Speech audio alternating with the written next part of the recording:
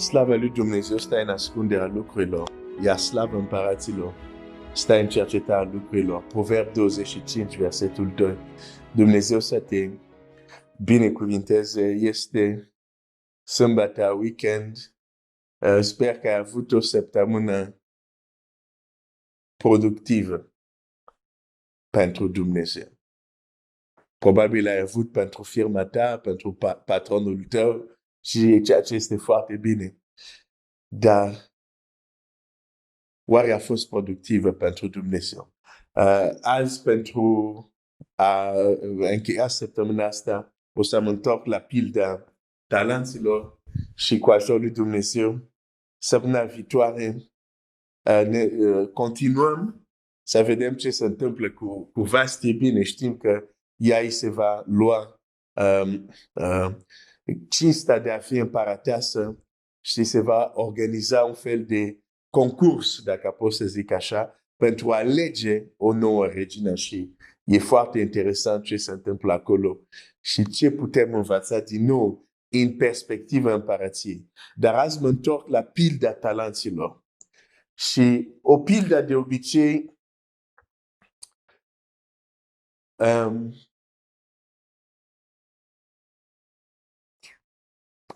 deși atinge o temă, să zic, principală, putem învăța alte lucruri secundare, ca să pot să zic așa, legate de pilda aceasta. Și multe lucruri pot să fie învățate de la o pildă. Deci, Matei 25, de data asta o să mă duc la Matei 25 și ce vom vedea azi este că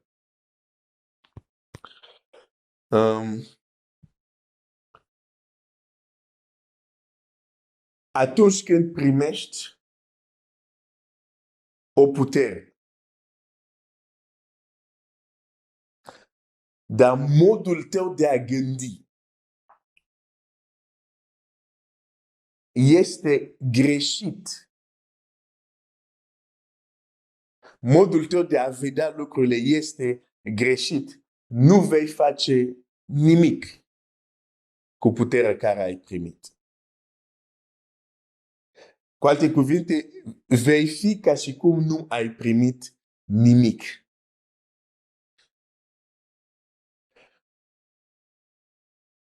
Ok. Matei 25. Atunci, versetul 14. Atunci, împărăția cerului se va asemăna cu un om care, când era să plece într-o altă țară, a chemat pe robii săi și l-a încredințat avuția sa. Unuia i-a dat 5 talenți, altuia 2 și altuia 1, fiecare după puterea lui și a plecat. Bine, când eram mic și auzeam de talenți, mă gândeam că le-a dat niște abilități, niște talenți de a face lucruri. Talenții aici reprezintă o sumă de bani. Da? Le-a dat niște bani, o anumită sumă de bani. Ceea ce înseamnă, odată ce au primit suma aia de bani, el le și spune ce să facă cu suma respectivă de bani. Le zice așa,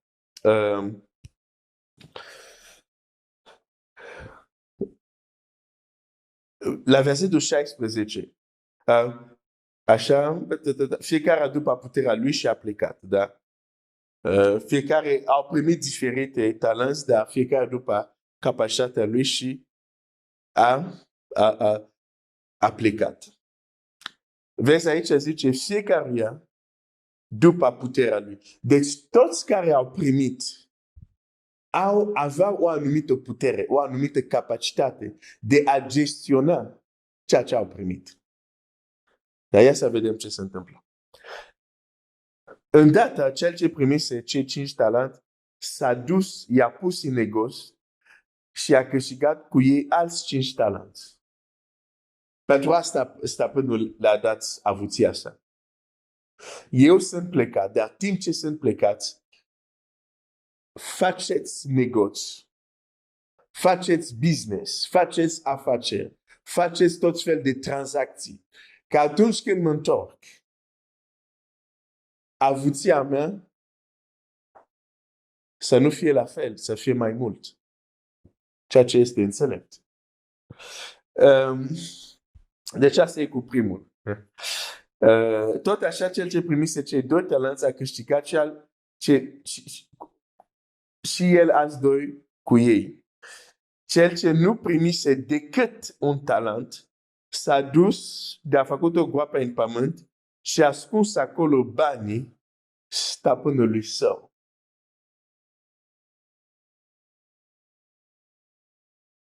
Okay?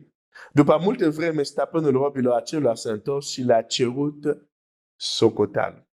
Cel ce primise cei 5 talenți a venit și a dus alți 5 talenți și a zis, Doamne, mi-ai încredințat 5 talenți, iată că am câștigat cu ei alți 5 talenți. Stăpânul său a zis, bine, rob bun și credincios, ai fost credincios în puține lucruri, te voi pune peste multe lucruri, intră în bucuria stăpânului său. Se întâmplă la fel cu cel care avea 2 talenți, iar la versetul 24, cel ce nu primise decât un talent a venit și el a zis, Doamne, și el a zis, Doamne, am știut, Doamne, am știut. Ce știi? Ce știi? Sau mai bine spus, ce crezi că știi despre ce Dumnezeu te-a încredințat? Și el a primit un talent. Ok, nu a primit 5, nu a primit 2, dar asta era capacitatea lui. Putea să facă ceva cu acel talent, dar nu a făcut nimic. De ce? Pentru că a știut.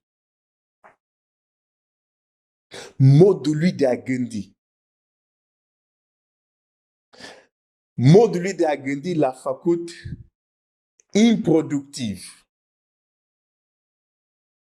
Dacă nu avem impact, dacă nu ne extindem, există o problemă în ceea ce știm.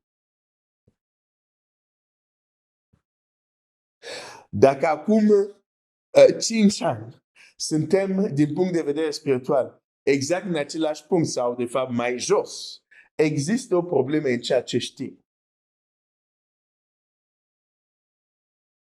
Am știut și se mândrea cu cunoașterea lui. Problema este că cunoașterea lui asta nu l-a dus nicăieri. Și noi ne mândrim cu anumite cunoștințe care sună bine, care sună foarte religios, care sună foarte în aparența evlavioasă, dar nu ne duc nicăieri. O să-ți dau exemplu. Am știut. Fii foarte atent la ce crezi că știi. Cum gândești. Pentru că ce a blocat acest rob, deși a primit o avuție, deși a primit niște bani, ce l-a împiedicat să facă ceva cu ei, e ceea ce știa, modul lui de a gândi. Am știut. Doamne, am știut că ești un om aspru.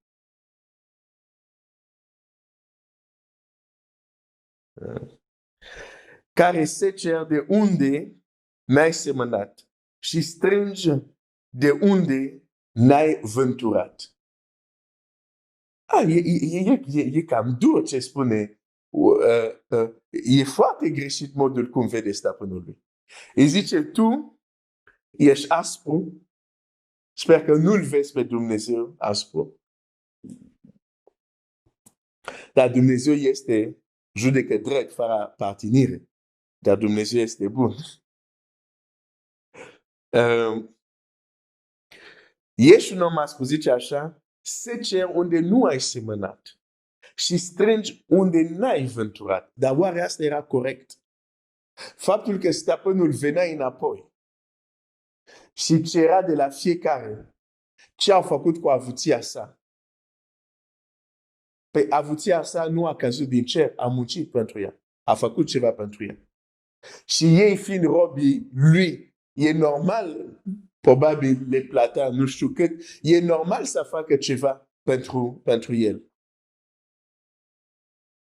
Deci modul ăsta de a gândi, de fapt, tu nu faci nimic. Tu doar stai și aștept că noi să-ți aducem. Asta știa ăsta ultimul. Dar știa foarte greșit. Mi-amintesc că atunci când eram încă în Franța, m-am lucrat la o firmă și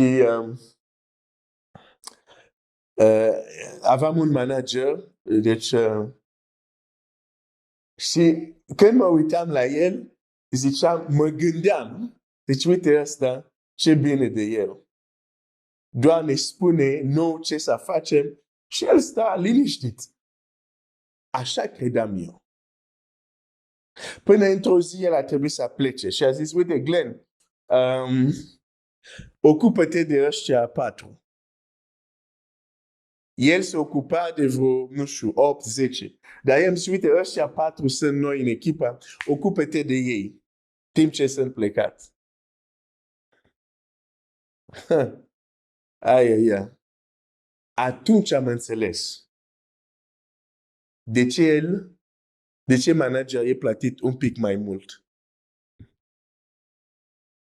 Era obositor. Atunci am înțeles, nu, e mai bine când vin la muncă, știu ce e de făcut, fac și am plecat. Pentru că atunci când trebuie să te ocupi de 4 oameni, fiecare vine și zice, am o problemă aici, nu reușesc să rezolv asta, am terminat, ce fac mai departe? Tot timpul ești solicitat. Dar până nu am fost pus în poziția aia, aveam impresia că, pe stai puțin, ăsta nu face nimic, doar ne dă nouă sarcine. Tot așa, acest sclav, acest rob, zicea, pe tu oricum ești stăpân, stai și aștept că noi să-ți aducem. Și nu se gândește, pe stai puțin, avuția care are, teritoriul care îl are, cum a făcut să-l aibă? Ca să ne ia pe noi ca rob, cum a făcut? A stat așa și s-a întâmplat? Nu. De ce știa robul ăsta? Și se mândrește cu cunoștința lui, era o prostie, era greșit. Mi-a fost teamă și m-am dus de am scos talent în pământ, iată ce este al tău. Stăpânul său i-a răspuns, rob viclean și leneș. Ai știut că secer de unde n-am semănat și că strâng de unde n-am vânturat. Adică îl ia cu cuvintele lui. Prin urmare, se cadea că tu să-mi fi dat bani la zaraf și la venirea mea, eu mi-aș fi luat înapoi cu debun de acesta al meu. Luați-l talentul și dați-l celui are 10 talente. Pentru că celui ce are, îi se va da și va avea de prețios, dar cel ce n-are, se va lua și ce are. Și iar robul acela netrebnic, aruncați-l în întuneric de afară, acolo vor fi plânsul și scrâșnirea dinților. Ce știi? Cum gândești ceea ce ai primit? Acum am zis să-ți dau un exemplu. Hai să-ți dau un exemplu. Sunt copii al lui Dumnezeu care au primit un drept extraordinar. Sunt copii al lui Dumnezeu. De fapt, toți copii al lui Dumnezeu. Toți care au crezut în puterea numelui Său, Iisus Hristos, și care s-au născut nu din voia unui om sau din voia sângelui, dar din voia lui Dumnezeu, toți au primit un drept. De fapt, mai multe drepturi, ca să zic așa. Dar dau un exemplu, un drept. Dreptul care nici îngeri care sunt puternici în înțelepciune și în putere nu l-au primit. Aș vrea să te gândești un pic. Tu ai primit ceva care îngerii n-au primit. De fapt, mai multe, dar acum mă gândesc la unul. Ok. Îngerii nu pot, adică pot, dar nu li s-a dat să facă asta, să spună Evanghelia lui Iisus Hristos. Ți amintești îngerul care a apărut lui Filip și a zis, uite, du-te acolo, pentru că știa că era etiopianul. De ce îngerul nu s-a dus direct la etiopian să-i spune Evanghelie? Pentru că nu avea drept să facă asta.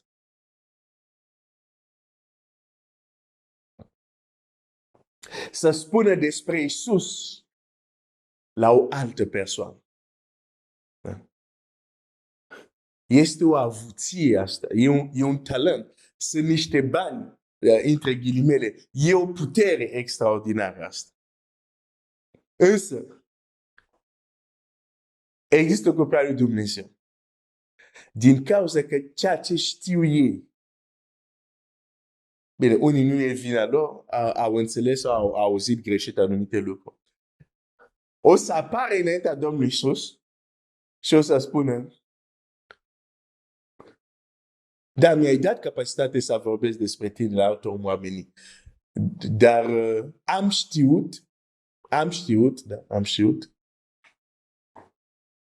știut că tu ai dat darul fiecăruia. Iar pe mine a vorbi despre tine la alții nu este darul meu. Am știut că asta nu e darul meu. Am mai dat bani la Sara, știi, dar să vorbesc despre tine la alții. Am știut că nu e darul. Am auzit mulți copii al Dumnezeu care zic, eu nu am darul de evangelizare. Nu există darul de evangelizare. Există doar darul de evanghelist, care este o persoană. Dar nu există darul de evangelizare. Domnul Iisus spune foarte clar. Nu zice evanghelistul care o să-i fie rușine de mine. Nu. Zice cel care o să-i fie rușine de mine și de cuvintele mele în fața oamenilor și o să-i fie rușine de el. Cel care mă va marturisi, nu evanghelistul, nu. Cel, adică fiecare. Cel care mă va marturisi înaintea oamenilor, îi va marturisi înaintea îngerul tatălui meu în cer. Ce știi e foarte important. Pentru că dacă ce știi este greșit, știi ce se întâmplă? Nu faci nimic cu ce ai primit. Nu faci nimic. Asta este o scuză. Doamne, n-am vorbit de tine la Hans, că nu e darul meu. Nu există darul de evangelizare. Există doar darul de evanghelist. Iar evanghelistul, într-adevăr, se duce și predică Evanghelie, ca să zic așa, mai mulți decât ceilalți. Dar ceilalți, fiecare este un martor, fiecare mântuit este un martor al lui Iisus Hristos. Poate nu vei predica Evanghelia în fața mii sau sutelor de mii, dar ai responsabilitate să predici Evanghelia la colegul tău de bancă, la colega ta de la servici, e responsabilitatea ta. Nu poți să te scutești, nu poți să zici, nu e darul meu, ceea ce e o minciună, pentru că darul respectiv nu există.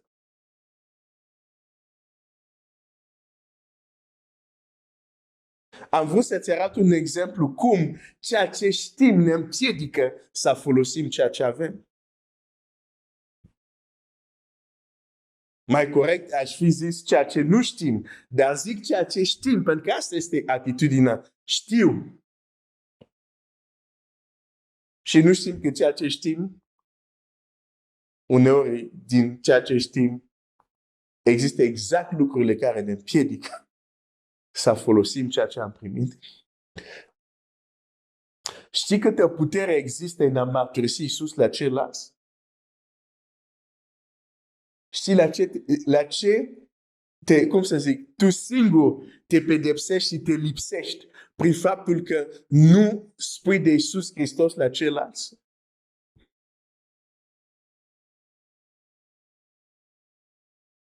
Îți dau doar un exemplu.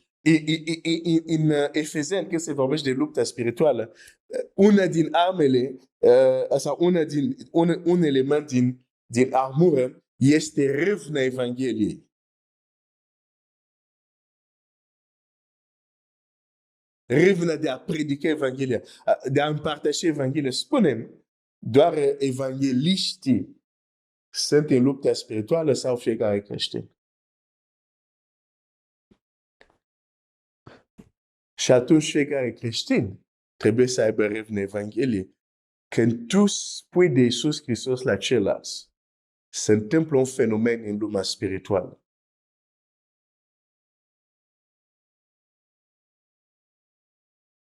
Încep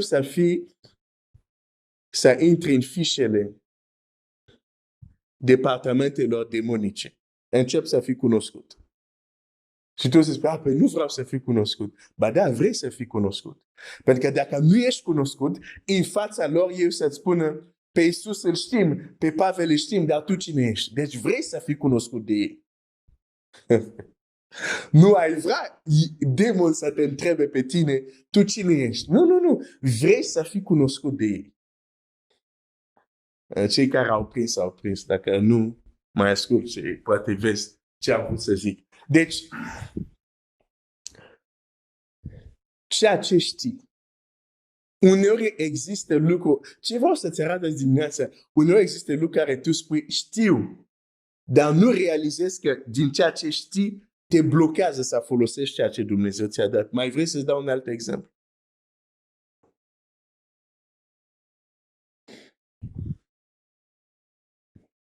De aceea, un mod de a testa ceea ce știi. Pentru că Biblia zice să nu dați crezare orice duh, căci multe duhuri au intrat în lume. Biblia ne mai spune că există și învățături ale dracilor. Da, draci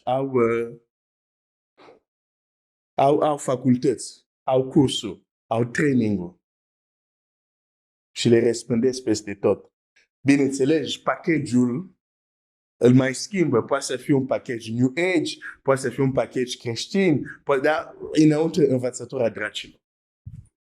Modul cum pot testa ceea ce știi este unde te duce ceea ce știi. Ce te ajută să faci ceea ce știi? Ce impact ai cu ceea ce știi? Așa trebuie să testezi ceea ce știi. Am știut, da, dar oare ce ai știut? Unde te-a dus ce ai știut? Păi m-a dus să ascundă talentul. Păi înseamnă că ceea ce știi e ceva greșit acolo. E timpul uneori să testăm ceea ce știm. Prea mult văd această mândrie religioasă. Fiecare consideră că denominația lui deține adevărul absolut. Ceilalți sunt rătăciți. Ok. Hai să mergem pe teritorii. Hai să lăsăm hartă, hârtie doar desenat. Hai să mergem pe teritorii. Pe viața reală. Ce impact avem? Atunci putem judeca dacă știm cu adevărat.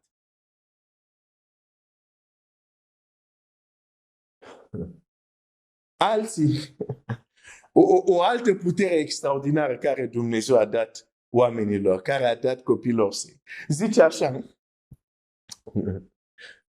de aceea vă spun, orice lucru care veți cere când vă rugați, credeți că l-ați și primit și îl veți avea.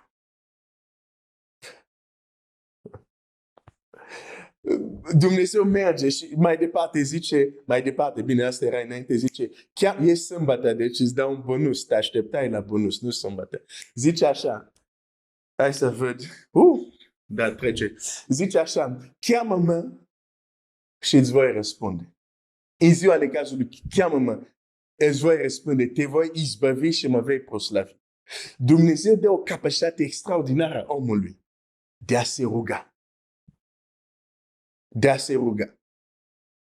Și rugăciunea lui să schimbe cursul lucrurilor chiar, să schimbe anumite evenimente, să se întâmple ceea ce nu era să se întâmple.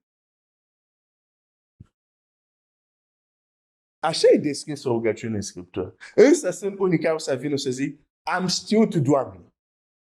De ce nu te-ai rugat cu râvnă pentru asta? De ce nu te-ai rugat fierbinte pentru asta? De ce n-ai petrecut ore în rugăciune? Și unii o să vină și o să spună, am știut, Doamne, că Tu ești suveran și oricum faci ce vrei. De ce să-mi bat capul să mă rog? Bine, eu o zic așa direct. Sunt multe forme, poți să apui și decorațiuni și clopoței la asta, dar eu am zis direct. Multe gânduri, de fapt, se rezumă la asta. Multe învățători se rezumă la asta. Dumnezeu este atot puternic, este atot știutor, face ce vrea, până la urmă, roagă-te, e bine, e un lucru frumos, dar până la urmă, oricum, Dumnezeu face ce vrea. Am știut, Doamne, că rugăciunea mea nu are, de fapt, nicio putere adevărată. Ba, atunci am preferat să mă duc să joc fotbal decât să mă rog. Fotbal pot să alerg 2 ore în teren. Să mă rog, pot doar 5 minute, că oricum nu se schimbă mare lucru. Am știut. Și uite, unii știu asta și din cauza asta nu experimentează niciodată cu adevărată puterea rugăciunii.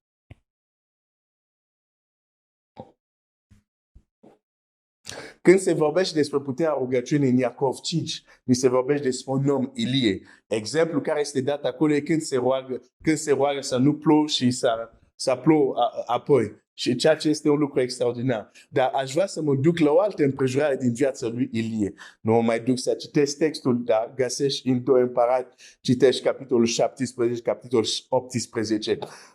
Când Ilie ajunge la vaduvă din Sarepta și este găzduit de ea.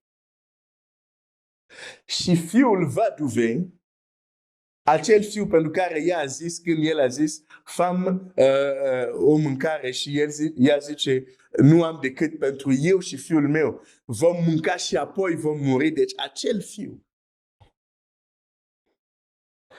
moare. Acel fiu moare. Dacă Ilie zicea, am știut că Dumnezeu face ce vrea. Văduvă, din Sarepta, ți-a murit copilul. Ok, asta e. Viața merge înainte. Nu e modul de gândire a lui Ilie. Acum, aici vreau să-ți arăt ceva. Da? Un principiu, un adevăr. Până atunci, în Scriptură, nu văd un mort care vine la viață. Marele David, omul după inima lui Dumnezeu, când fiul lui moare, zice, ok, a murit, am păsit până acum, dar acum mă duc, mă spăl, așa, nu o să mai vină el la mine, eu să mă duc la el.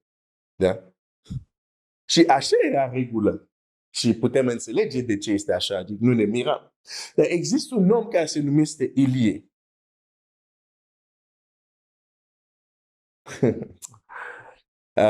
Seigneur. Nu s-a mai întâmplat. Nu a existat în nicio carte scrisă până atunci. Dar Ilie vine înaintea lui Dumnezeu și zice, chiar această vaduvă care m-a primit, să te port aspru cu ea, încât să iei fiul. Nu.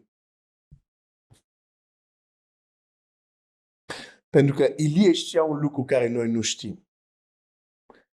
Știa că nu e doar o marionetă. Știa că nu e doar un vierm care se tirește pe pământ. Știa că e slujitorul lui Dumnezeu și că ce are de spus, Dumnezeu ascultă. Nu înseamnă că Dumnezeu va face neapărat, dar Dumnezeu ține seama la ceea ce zice El. Oare avea garanție că fiul se va învia? Nu știu. Dar dacă el s-a dus și a insistat și a zis, Doamne, să se întoarcă sufletul lui în el, era pentru că a realizat, a știut că rugăciunea lui nu este pierdut. A știut chiar dacă Dumnezeu este atotputernic, este cum să spun, suveran. Tu crezi că Ilie nu știa asta? Crezi că Ilie nu știa că Dumnezeu e atotputernic? Știa mai bine decât noi. Crezi că Ilie nu știa că Dumnezeu e suveran? Știa mai bine decât noi, îți garantez. Omul care poate să zică, dacă sunt un om al lui Dumnezeu, să se coboară foc din cer. Ca să spună așa ceva, știa multe lucruri care nu le știm. Și totuși, știind că Dumnezeu e puternic, știind că Dumnezeu e suveran, știai în același timp, Dumnezeu ascultă rugăciuni. Știai în același timp, rugăciuni nu sunt doar făcute de umplutura ca să fie acolo, n-am rugat. Nu. Zice, Doamne, să se întoarcă sufletul lui.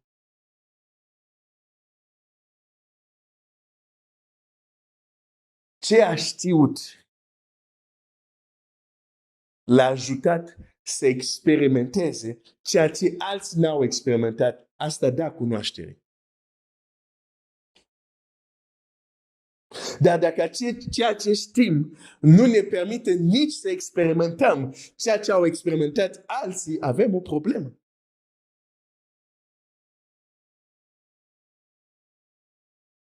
Pentru că avem talenți care i-am ascuns, care i-am îngropat, pentru că am știut.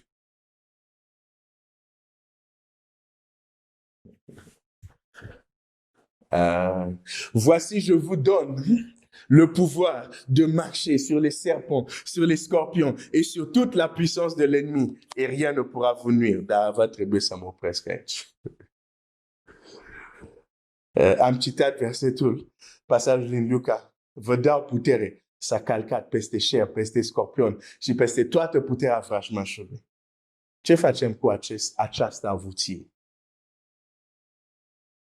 Ce facem? Știm. Știm și ceea ce știm ne face să mergem și să îngropăm această avuție. Dar mă opresc aici. Totuși, Dumnezeu să te binecuvânteze. Învață să testezi ceea ce știi. Da? Oameni din lume, când cineva vine cu o formulă, se testează. Ok, asta e formula teoretică pertie. Hai să mergem în laborator. Dacă facem teste, se aplică, se verifică. Testează ceea ce știi. Dar un semn este acesta. Dacă ceea ce știi te face să îngropi ceea ce Dumnezeu te-a dat, ceea ce știi nu știi bine, schimbă. Dacă ceea ce știi te ajută să experimentezi ceea ce alții n-au experimentat, eu zic da, într-adevăr a știut cum trebuie. Dumnezeu să te binecuvânteze.